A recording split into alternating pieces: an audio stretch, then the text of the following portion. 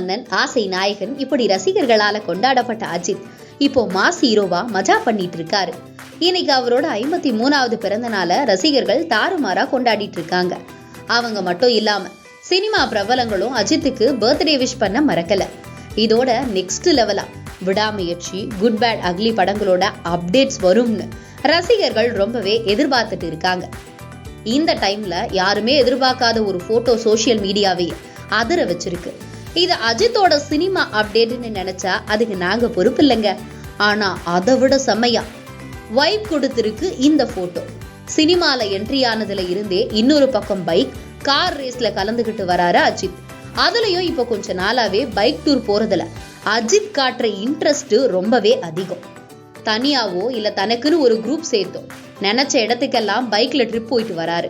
சொல்ல போனா அஜித்தோட முதல் காதல் பைக்கா தான் இருக்கும். அதுக்கப்புறம் தான் ஷாலினின்னு சொல்லலாம். இதெல்லாம் ஷாலினிக்கு தெரியாதா என்ன?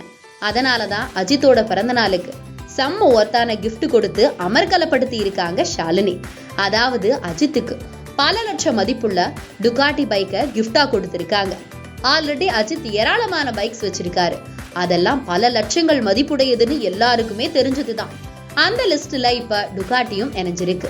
அஜித் முன்னணி ஹீரோவா வளர்ந்து வந்த நேரம் அவருக்கு பல ஹீரோயின்கள் ப்ரப்போஸ் பண்ணதா கோலிவுட்ல ஒரு டாக் உண்டு.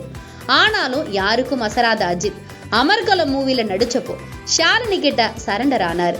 அமர்கலம் படத்துல ரகட் பாயா கெத்து காட்டினாலும் பிகின் த சீன்ல ஷாலினி கூட லவ்வர் பாயா சுத்தி இருக்காரு அஜித்.